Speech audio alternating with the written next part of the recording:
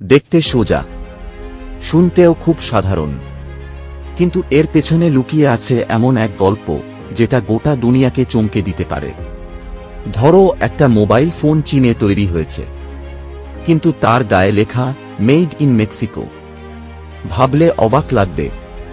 ঠিক এই কৌশলেই চীন আজকে মেক্সিকোর কাঁধে চেপে পৌঁছে যাচ্ছে যুক্তরাষ্ট্রের ঘরে ঘরে। কিন্তু প্রশ্ন হল, কিভাবে সম্ভব এটা? আর কেনই বা চীন এমন একটা জটিল রাস্তা বেছে নিচ্ছে?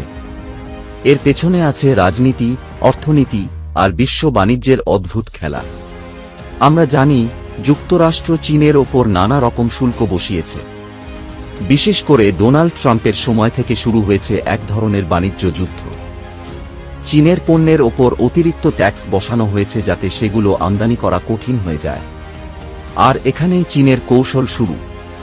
চীন এখন মেক্সিকোতে তাদের পণ্য পাঠায়। সেখানে সামান্য কিছু পরিবর্তন করা হয়, হয়তো একটা ছোট যন্ত্রাংশ বদলানো হয় বা শুধু মোড়ক বদল। তারপর সেই পণ্য আবার নতুন নামে, নতুন পরিচয়ে মেক্সিকো থেকে ঢুকে পড়ে যুক্তরাষ্ট্রে। কারণ যুক্তরাষ্ট্র আর মেক্সিকোর মধ্যে আছে মুক্ত বাণিজ্য চুক্তি। এই চুক্তির ফলে মেক্সিকো থেকে পণ্য গেলে শুল্ক দিতে হয় না বা অনেক কম।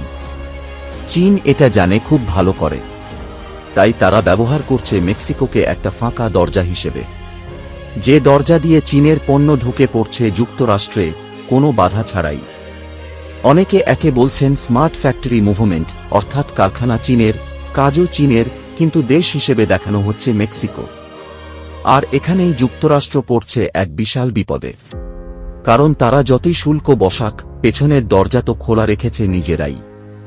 চীনের কারখানাগুলো এখন শুধু মেক্সিকোতেই নয়, ব্রাজিল, ভিয়েতনাম, এমনকি আফ্রিকার কিছু দেশেও গোপনে পণ্য পাঠিয়ে একই কাজ করছে। এই পুরো প্রক্রিয়াটিকে বলে ছদ্মোৎপাদন, অর্থাৎ আসল উৎপাদনকারী নয়, মাঝখানে কাউকে দাঁড় করিয়ে অন্য নামে পণ্য বিক্রি। এটা কি শুধু বাণিজ্য কৌশল, নাকি এর পেছনে আছে বড় কোনো রাজনৈতিক পরিকল্পনা? চীন কি ধীরে ধীরে দখল করে নিচ্ছে বৈশ্বিক অর্থনীতির নিয়ন্ত্রণ? যুক্তরাষ্ট্র কি জানেও না, নাকি জেনেও চুপ করে আছে? আর সবচেয়ে বড় কথা, এই পদ্ধতিতে কি ভবিষ্যতে বাংলাদেশ বা অন্যান্য দেশগুলোর জন্য প্রতিযোগিতা আরও কঠিন হয়ে যাবে? এইসব প্রশ্নের উত্তর এখনো পরিষ্কার নয়। কিন্তু এটুকু বলা যায়, চীনের মাথায় দারুণ এক খেলা চলছে, যেখানে মেক্সিকো শুধু একটা গেটওয়ে, আর যুক্তরাষ্ট্র সে আসলে নিজেরই বানানো ফাঁদে ধীরে ধীরে পা দিচ্ছে। গল্পটা যদি শুনে চমকে ওঠো, তাহলে এখনই একটা লাইক দিয়ে রাখো। কমেন্ট করে জানাও তুমি কি ভাবো, এই গোপন বাণিজ্য যুদ্ধে চীন কি জিতে যাচ্ছে? বন্ধুদের সঙ্গে শেয়ার করো, যেন তারাও জানতে পারে পণ্যের পেছনের এই রহস্য। আর এমন আরও গল্প যেন মিস না হয়, তাই ফলো করে রাখো এখানেই। কারণ সামনে আসছে এমন সব গোপন তথ্য যা তুমি আগে কখনো শুনোনি।